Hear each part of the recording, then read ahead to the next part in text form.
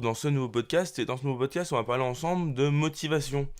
Ouais, parce que c'est un sujet qui me tient à cœur et je pense qu'aujourd'hui, il y a beaucoup trop de personnes qui ne se servent pas bien de la motivation, qui, entre guillemets, vont avoir une vision peut-être un peu bafouée de la motivation. Donc, moi, je vais revenir avec toi pour donner mon point de vue sur ce sujet-là, voir un petit peu comment moi je me situe et si ça peut t'aider, toi, parfois, peut-être à trouver ce petit élan de motivation qui te permettrait d'atteindre tes objectifs et d'avancer, que ce soit dans tes objectifs professionnels, personnels, etc. On s'en fout. Mais voilà, te permettre de continuer d'avancer au quotidien. Donc, premièrement, pour moi, il y a trois grandes catégories de motivation. Tu vas avoir une motivation qui va être, on va dire, de départ. On la connaît tous, c'est cette motivation, tu sais. Ça peut être quand tu commences un sport, ça peut être tout simplement quand tu commences un nouveau projet, professionnel, personnel, etc. Même, tu vois, un exemple tout con, mais qui va nous parler presque à tous, je pense.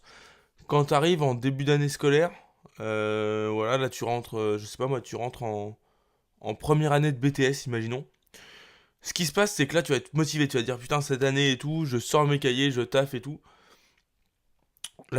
Pour la majorité d'entre nous, ce qu'on va faire, c'est qu'on va travailler la première semaine et puis ensuite ça va se dégrader au fil du temps. Ça va être pareil, ça va être la motivation du départ. Ça va être pareil dans tous tes projets, que ce soit personnel, professionnel. Et là, on va voir ensemble comment tu vas pouvoir tout simplement garder cette motivation-là. Alors après, tu vas avoir une deuxième source de motivation, ça va être tout simplement la motivation qui va te permettre de continuer. Et cette motivation, ça va être à toi de la créer. Par exemple, pour la perte de poids, cette fois-ci, on pourrait prendre un exemple, se mettre des objectifs au quotidien. Un objectif calorique, comme ça, tu arrives à la fin de la journée, ou en termes de séance de sport. Tu arrives à la fin de la journée, tu as réussi ton objectif, tu as un sentiment de satisfaction, et tu peux continuer, et ça te permet de garder une motivation tout au long de l'année. En fait, ça va être tout simplement diviser un gros objectif, tu vois. Genre, par exemple, perdre 80 kilos. C'est beaucoup, mais imaginons que tu veux perdre 80 kilos.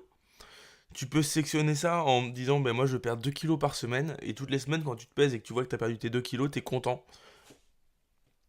Et ça te permet tout simplement d'avancer vers ton objectif. Ensuite, tu as un troisième type de motivation, ça va être un petit peu ouais, des shots de motivation, tu vois. C'est genre, en gros, tu viens de... T'as la flemme d'aller t'entraîner.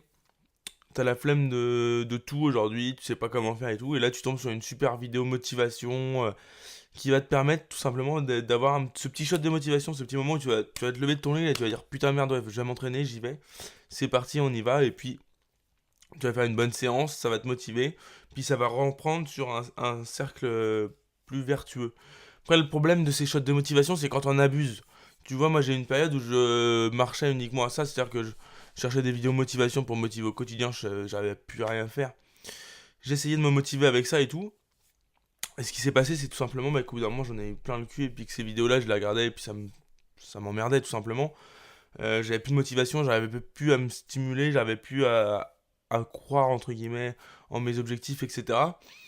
Et donc c'est pour ça, moi, je te conseille vraiment de ne pas en abuser, voire de les limiter un maximum, et vraiment de te concentrer sur la réussite de tes objectifs, de diviser tes objectifs en petits compartiments, pour qu'au quotidien, tu puisses avancer dans tes objectifs et atteindre tes résultats. Voilà, j'espère que ce podcast il t'aura plu. S'il t'a plu, tu peux me mettre une note, donc 5 étoiles sur iTunes, Apple Podcast, etc. Si jamais c'est sur YouTube, tu peux mettre un pouce vers le haut. Et puis c'était Clément, moi je te dis à très bientôt. Salut.